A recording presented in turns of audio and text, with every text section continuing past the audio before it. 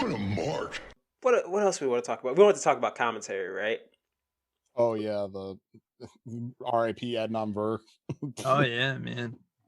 Um, I don't want to disparage the guy too much because I know he did great work for ESPN and people really like him and really respect him, especially from that company. And I heard nothing but great things about him before he got hired by WWE, but his voice did not work. His voice would have worked back in the day, I think. He sounded for me too old timey.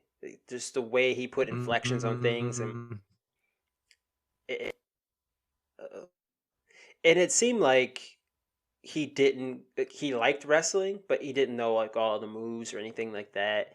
It just irks the shit out of me when the announcers, the play-by-play guy calls, a belly-to-belly suplex like a throw. I mean, it is a throw, but we know what that throw has a name. Everyone calls it a belly-to-belly suplex. Yeah, when they say just like, What a what a move. Or the Did you see fucking that fantastic move? What a maneuver. Tony Schiavone used to call any fucking spine buster a sidewalk. Everything was a sidewalk slam. Sidewalk slam. What a sidewalk slam. Fucking Alabama slam, sidewalk slam. I think he got set up, and it's not just a matter of like him not like knowing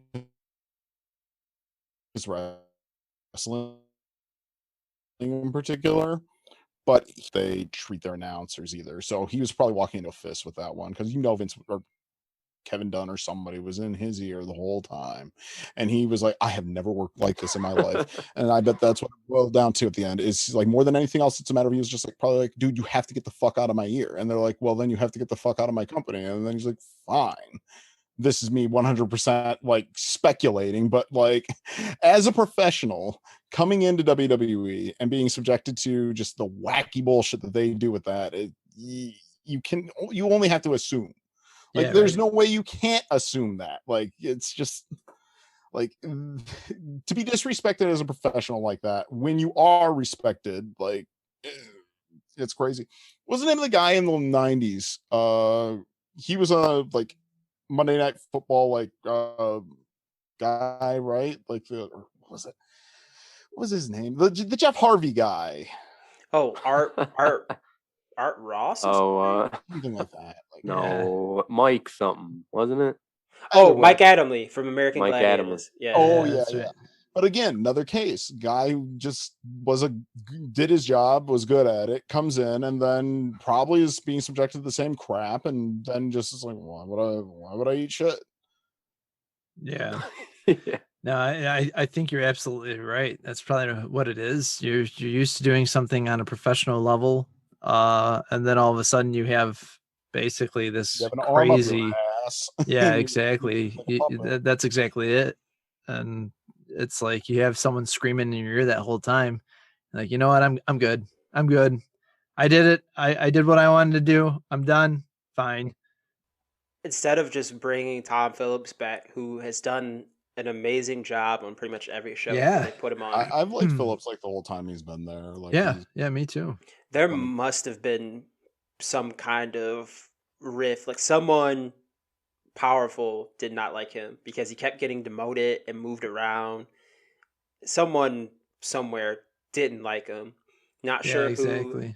I have no inclination as to who does not like him or why he was let go. I'm not sure, but it seemed like a layup to have, the first time around when they were talking about moving teams around. It's like, oh, we put Graves and Phillips together. They work really well together because they're friends. Yeah. They didn't do that. I was thinking Tom Phillips and Samoa Joe would have been a good combo. They fucking released Samoa Joe. So I don't know. I don't get that one either. He probably wants to wrestle though, and they probably were just done with it. Yeah. I know we talked about that a few episodes back, but they brought in. Well, he was already a talking head on NXT. They brought in Jimmy Smith, and so the commentary team is going to be Jimmy Smith, Byron Saxton, Corey Graves. That trio makes no sense to me because they're all the color guy. And I can't imagine Jimmy Smith is going to suddenly be a play-by-play guy because he has been known as a color guy almost exclusively as probably, I would say, the premier color guy in MMA. Better than Joe Rogan by a wide margin. Well, that ain't saying much. Yeah, that's not hard. That's not hard. But I mean, like in MMA, there's a ton of good color guys. There's a lot better than Joe Rogan. And Oh, he's hurt. oh, I don't think he has that submission there as the guy's fucking knee is popping. Look at the technique. What you know who's Vic Joseph in NXT is pretty good. He's fine, yeah. He's sort of like that Tom Phillips like guy. So they must have been like, oh, it's like Tom Phillips, but he doesn't do the thing that we don't like about Tom Phillips. So that's probably why Vic Joseph seemingly is working his way up the ladder. And I mean, the state of WWE commentary in general is just not good at all. No, I would say NXT probably is the best. And I thought Pat McAfee coming in to work SmackDown would be good, but I'm not really feeling that either. Like, McAfee can talk and shit, but just something about the dynamic between him and Michael Cole, who I've never thought was good. I'm not feeling that creative. Here's why I come in with the controversial thing. I think Adam Cole is factually good. Yeah, he's pretty good at wrestling. But what about Michael Cole? The problem with Michael Cole is the same problem that's with everyone else. Like, because I've seen Michael Cole be good. Did I say Adam Cole? Yeah, that's what. Yeah. That's funny. I was wondering, like, oh, that's what that rib is. But no, Michael Cole, I've seen him be good. I've heard him be good, and he has been very good when he has been good. So that was when I first like woke up on like it doesn't matter who the hell does this. Like when I saw like Renee do it, like I was just like, and then she was bad. I was like, this just nobody can do this right until they completely like rework how commentary works. It's almost irrelevant who they put in there. Yeah, the only way commentary would be good again in WWE is if they put Nigel McGuinness and Michael Cole like in a booth above the ring, and they're just screaming the moves out with no Vince McMahon in their ears.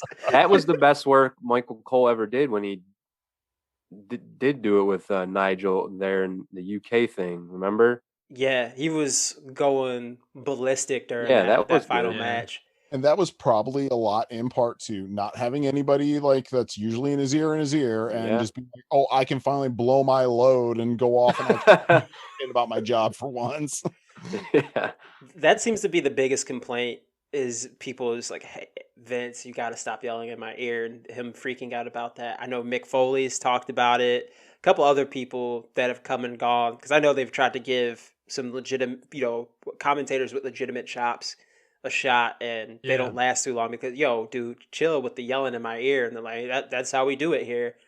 And it's kind of crazy that WWE is that stubborn about that. Vince McMahon especially is that stubborn about, having to yell into the commentator's ears, because I got to imagine, you do need to have people in the commentator's ears, like a production truck typically is what it is. Like we're going live and like like that. Yeah, that's all you need it for. Exactly. The UFC, they have producers that are in the commentators' ears, and Joe Rogan's even joked about it on the air. He's like, oh, the producers want me to, say something like that, or this guy in the truck is re-racking this replay, that sort of thing.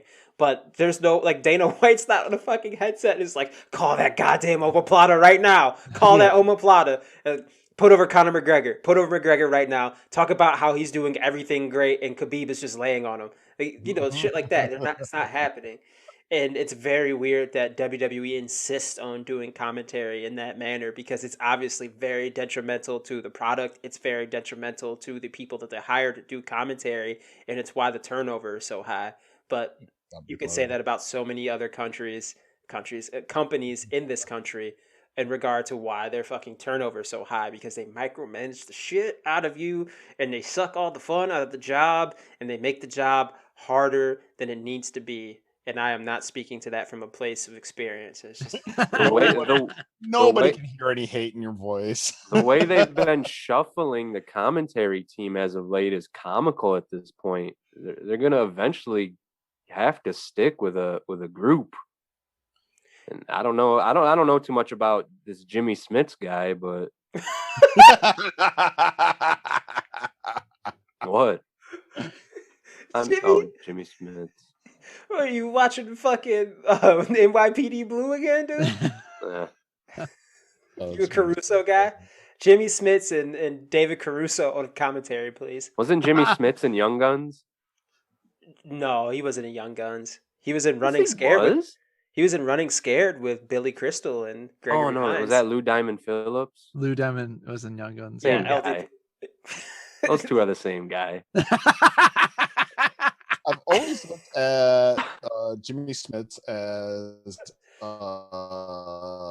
what's his name? Billy D. Williams minus, like, junior, like as like top tier that guy actor.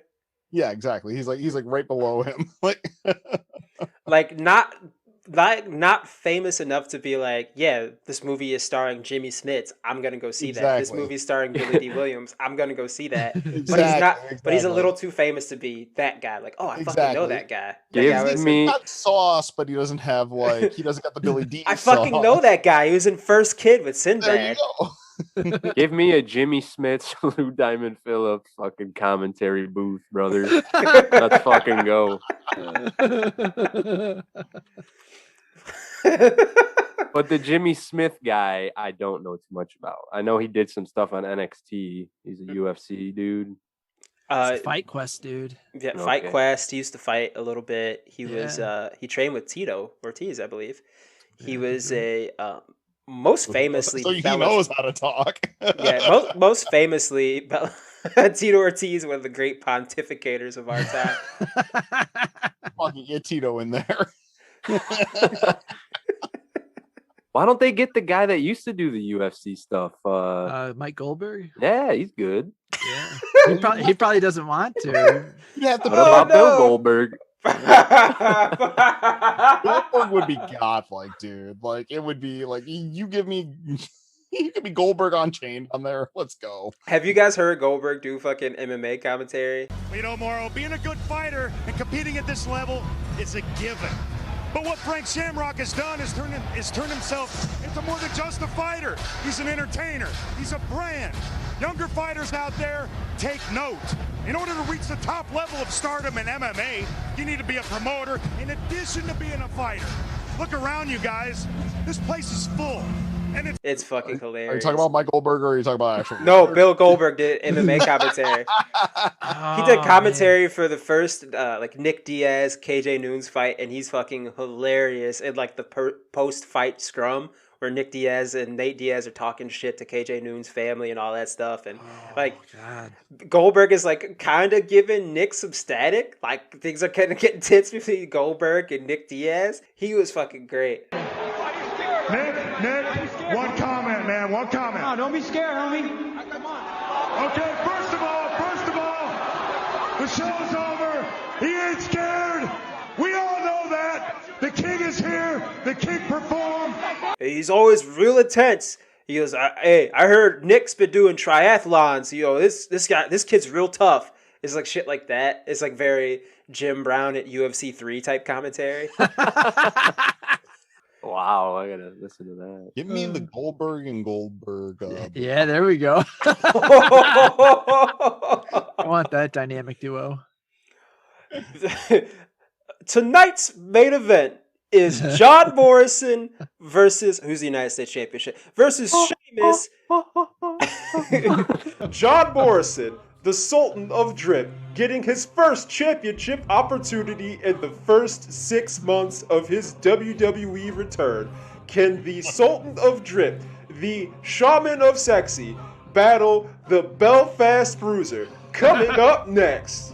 And then he plugs. There we go. There Goldberg. He plugs. That's very nice, Mike Goldberg. I miss him so much. Damn it! Like, you just doing that. Like, I was moved. I know. Bellator, like, straight up just like, go fuck yourself. We're getting Morrow again. Yeah, man. Yeah. That would be great. I miss Morrow. I do too. But like, there's something. him like calling big spots in like wrestling just doesn't hit the same as him like calling out like a guy being hurt, or like, you know, or accentuating like in a boxing match when he like when somebody like really turns the corner on like, oh, now that hook's starting to hurt him, like he's getting that body, and this like, and then you're like, oh, I should perk up because the thing that's going to lead to the finish is happening. But like in wrestling, when somebody does like a tope and you know it's just a spot in the middle of the match and you don't give a shit about it, which is an indictment on wrestling on a whole right now, but when like when he's losing his mind about it, I'm like, dude, chill the fuck out. It ain't no big deal, because I know it ain't shit. Like in a fight, I don't know for sure what's happening, and I'm confused and excited. And when he gets loud and excited, I get more excited, like because I know like this is like I've watched fights with you, Dame, and then you're like, oh, like I'm like, okay, yeah, like it's that same type of thing. It's literally just your friend getting excited on TV, like, and he's also good at calling. So like, it's the biggest knock that I have on him is when he makes those goddamn like pop culture hip hop references. It's like, okay, we get it, bro. You listen to rap. Like when he called that match for Impact, was it with that? I thought that team was great. Was it him, Stryker, and D'Lo Brown? Yeah, it was a good team. But yeah, that was good. I remember I pointed out and I made a little joking video of when he made the Freddie Gibbs reference. He's like stacking them up like Pringles, Mamma Mia. Like, okay, bro. Like, you fuck with Big Boss Rabbit, that's cool. I fuck with it too. It's a great track, but cool it with the rap references, bro. Like, we get it. We all love Freddie Gibbs. You don't have to remind us that you fuck with Freddie Gibbs too, my man. It's out of control sometimes, but you know, I'll take that over, you know, some dork talking about championship opportunities and the belt is held in abeyance and all these shit that no one ever says, no one talks like. I hate the WWE commentary. Big abeyance. That's the dude. The belt's not vacated. It's not held up. It's held in abeyance. You can't say a championship belt. I'm going to become a professional wrestler, and I'm going to go by abeyance just so people will think that I was champ. This is making his way to the ring. It's Rob Abeyance. He's held 452 titles. Prolific, long career, sporadically across, Jesus Christ, all the way back to 1970. Amazing. Longevity Hall of of Fame worthy. The fact that he's not it's amazing. Yeah, you Abeyance, you're the IWGP champion right now, right? R.I.P. Yeah, man. I'd say, what's it like to hold such a new title? You know what? If I wanted off a better opponent than Will Ospreay's frail neck, it's not frail. It's just, it is now, because I got my hands on it. And this belt is going to stay around my waist until two guys wrestle and they just tell me I'm not champion anymore, because that's the only way they ever get this strap off me, babe. And Brock Lesnar, that's the only way you get a belt back in the mail. Fucking Will's gonna look like Brock Lesnar when he comes back from that neck injury. Oh yeah, because he's gonna be all traps. Because he ain't got no neck. You ain't got no neck, Lieutenant Dan. Will is going to be 240 pounds, just fucking massive. He's gonna have the Randy Orton Cobra traps. He's going to. I was gonna say, I like that text that you sent us where he's like, he's just gonna look like a cobra. Dude, Gato's gonna go nuts when Will comes back. I hope he tries to come back next year. I know he's saying he's trying to come back this year.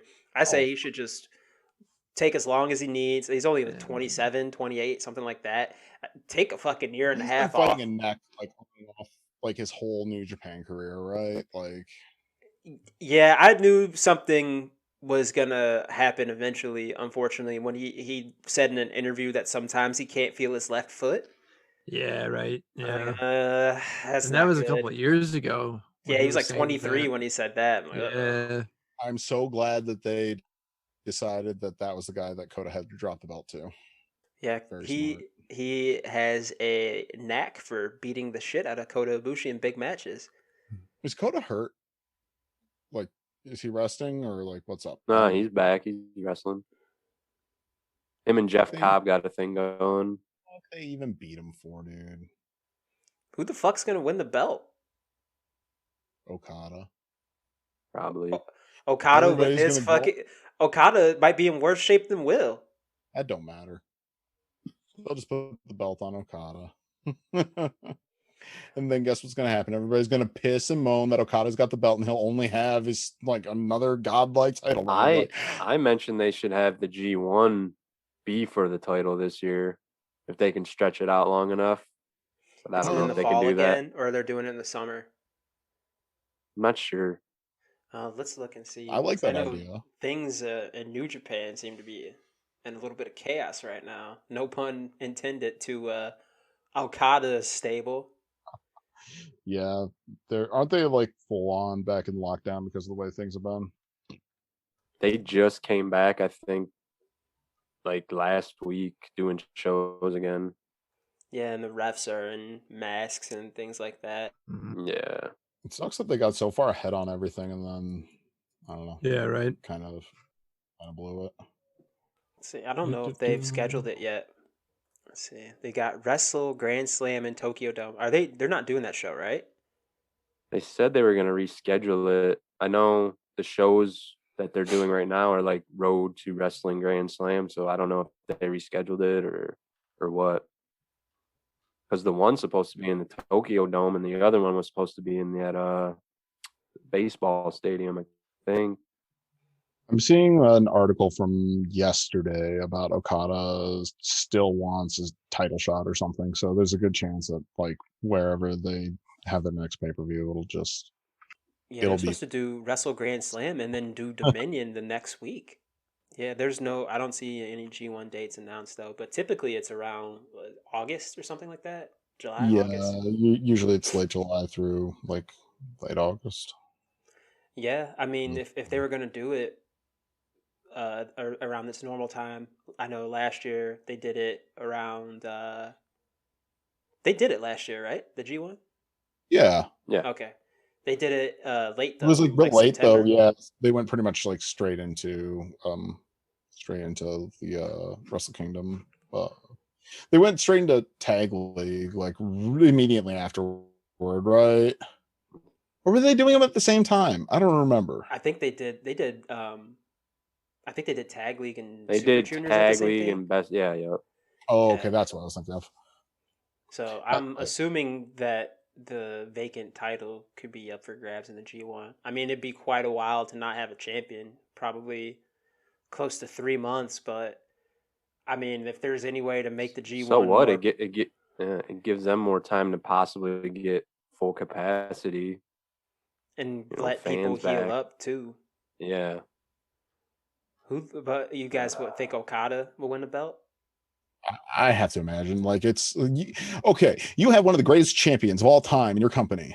You have like Kota Ibushi, who you just took the belt off of. So putting it back on would be an insult to him dropping it all. And like, oh shit, but you're gonna put the belt on John Cena. You're gonna put the belt on, I don't know, just Stone Cold because you got a chance. You're gonna put the belt on Kazuchika Okada because he's right fucking there. You're gonna put the belt on Batista because everyone's hurt or dead. Exactly. Like they did in 2006. It's like, well, we got a guy, he's your ace. Okay, is he hurt? No. Okay, put the strap on him. Fuck it. Because guess what? It ain't gonna hurt him to have the belt on him, and it ain't gonna hurt him to lose the belt when he's got it. So hopefully he'll just hold it until like they'll figure it out at Wrestle Kingdom or whatever. Okay, give Ishii his run right now. That's what, dude. Like I really experiment a little bit. Yeah, why not? Plus, your first two champions already had short reigns, so fuck it. Why not just have another third short reign? Yeah. Give Ishii his flowers, and then moving on to the guy who is probably going to beat Will for the belt anyway. Yeah. Who am I kidding? Jay White's going to get the belt, right? Let's go. I don't like Jay White very much. I don't see but him putting it back on Naito. No, I don't see Naito ever winning the belt again. I don't know what the hell they were doing. Like Naito had his chance and they took it away from him essentially because of COVID. It's silly. Yeah, I don't know why they gave Evil a belt. I hope Evil never gets the belt again because that shit sucked. I have to imagine, like, everything with Naito is he's always so hot and everybody loves him so much, and he has the Stone Cold effect because Stone Cold never had any like really long reigns other than when he was heel champ, right? Mm-hmm. So as long as he's a baby face, and he's going to be a baby face as long as he's cheered, they just keep fucking him over so that he can always be chasing it. Because he's always more of a draw chasing than he is on top, you know, being like, look at me, I'm so great. When does my man Takahashi come back? He tore his pec. He tore his pec at the beginning of the year.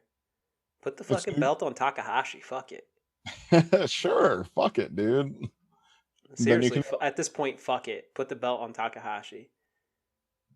And then you can have him and Will have a crazy match when Will gets back. Or just say, finally give the belt to Ishii or Goto. Like, why not? What do you have to lose? Yeah. Sonata even. He's got no Ishii fire, versus brother. Goto for the belt. One of them's got to win. You Let's go. go. I'm with it. That'd be a cool match. Like, that'd be a cool, like, thing. Has Ishii ever challenged for the belt? A couple times. Once or twice? Okay. Yeah, because, like, he did that thing where he beat the champ in the G1. Oh, and they gave him the shot. More than a couple of times where he was, like, the guy, like, having the token match before going into Wrestle Kingdom. Didn't he have, like, a banger with Kenny when Kenny was the champ, I want to say? He's beaten a lot of top guys in the G1. I know that's why they kind of book him as like the spoiler. Like, he's the guy that kind of fucks things up for like top dudes. I love who are big runs. I love the way he wrestles. I think he's one of the best, maybe all time. Like, just his style is amazing. Pretty much, he's got in-ring it factor of just like anything he does is amazing. It's he's just great. But like, there's something great about him. Like, not ever winning the big one and always being a threat. He's this magic booking like gun you have. Like, it's a silver bullet you can always go to. It's like, we need somebody to beat this champ, especially in something like the G1 where the champ's usually in it. Like, you can just always have him just be like, oh, Ishii will beat him. Yano's kind of the same way, but in more of a jokey way of just like, yeah, Yano beats him, whatever. Like, it's a nice thing to have, and you can always just build it into a hold me over title match thing while other stories are going. He's tremendous, and he's the Buffalo Bills in the 90s.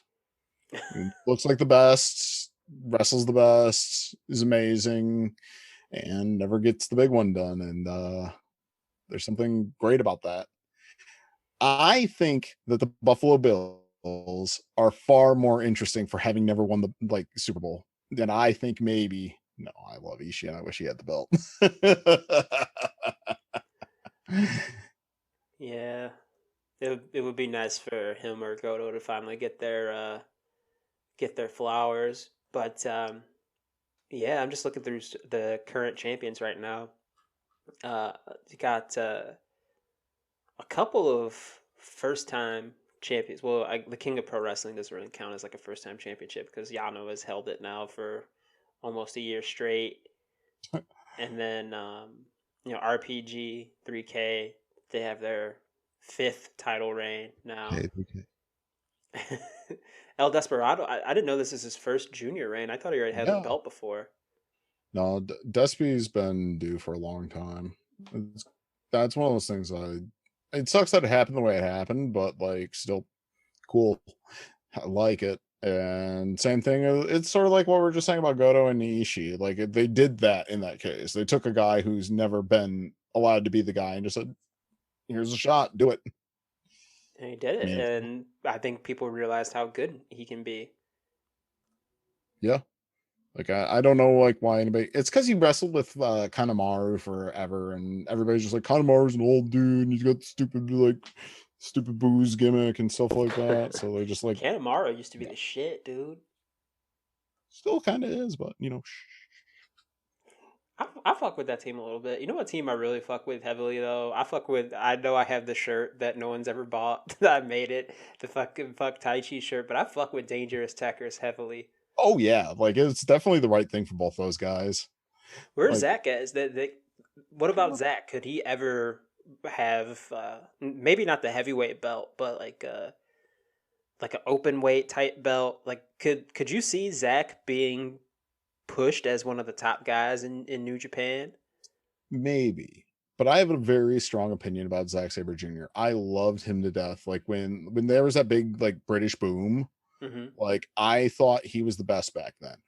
And I mean, don't really want to talk about Marty for reasons.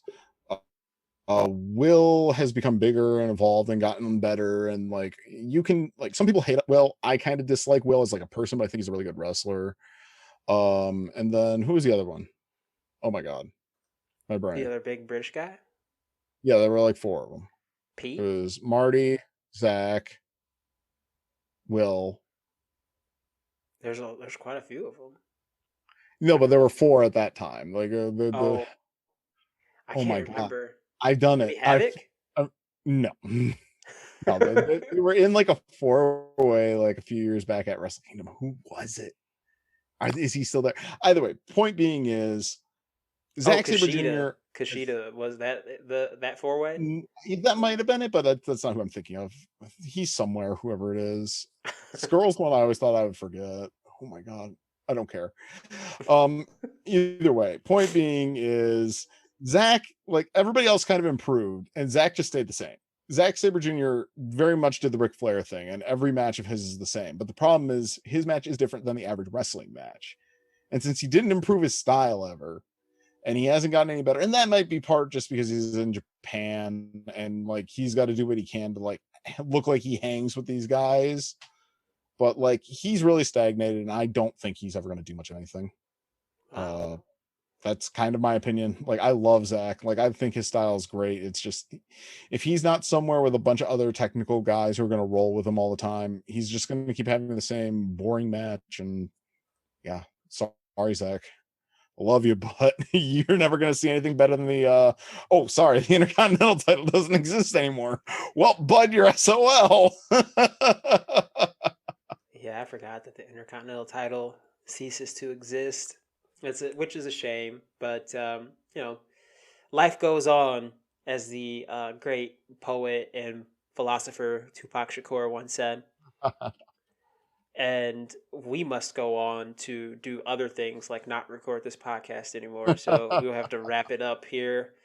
Fro, thank you for the surprise run-in. I didn't tell Kaz or John that Fro would be joining us. I sent them a text and said, "Are you busy?" And he said, "Oh, I got to pack and do a bunch of other shit, but sure, I'll jump on." And he's been on with us for like almost 2 hours now, so I appreciate you very much. I'm glad John, to be here. Yes. Kaz, thank you guys for being here week in, week out. Go to tee.pub/lic/DDT shirts. That'll be in the description of however you watch or listen to this podcast. And of course, TellyK666 on Bandcamp. Is there anything else we need to plug? I plugged House of Truth Wrestling School last week in our description. So if you're in the Midwest and if you're anywhere really and you want to get trained in wrestling, Yeah, man, head on out to Centerline, Michigan and train with one of the best, Truth Martinis. Trained a lot of great people in the Indies and now in WWE, NXT, New Japan. One of the more prolific trainers, I would say, especially in the Midwestern area. Right up there with like a guy like Scott Demore, who used to run the Can-Am school. Does he still run the Can-Am school, or?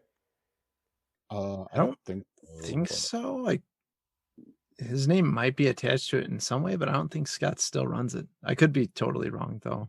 Well, I know read that up on this stuff like 2 years ago, 3 years ago, or something. So I used to be better at knowing who trained at who ran what schools. Yeah, like I know right. Lance Storm School was really popular for a while and put out a lot of talent, and then he ended up closing it down. But Truth Martini, hit him up, House of Truth. He's great. Is there anything else we need to plug? I'm going to be on my girlfriend's podcast probably in the next week or so, Those Bald Chicks. So I will plug that at some point on our social media and then on a subsequent episode of this podcast. Yeah, check out Three Wise Men Media. I did a little soon to be kind of YouTube series with them that will be coming out soon. So you'll see your boy in stripes. Yeah, there's a teaser image on Twitter. Check that Yeah. out. Is there anything else from you guys? Fro, is there anything you want to plug? Congrats No. on graduating school, by the way. Oh, thank you. I appreciate it. Congratulations. Yeah, getting put over. Fucking Hire dork. me. But no, in all seriousness, congratulations, brother. And when you're going through the interview process and you have to do 2 to 3 interviews, and then they have you work on a proposal on a project and do a bunch of free work for you, and then ultimately tell you, hey, go fuck off, we hired someone else. And you fail miserably over and over again, repeatedly. Remember to tuck your chin.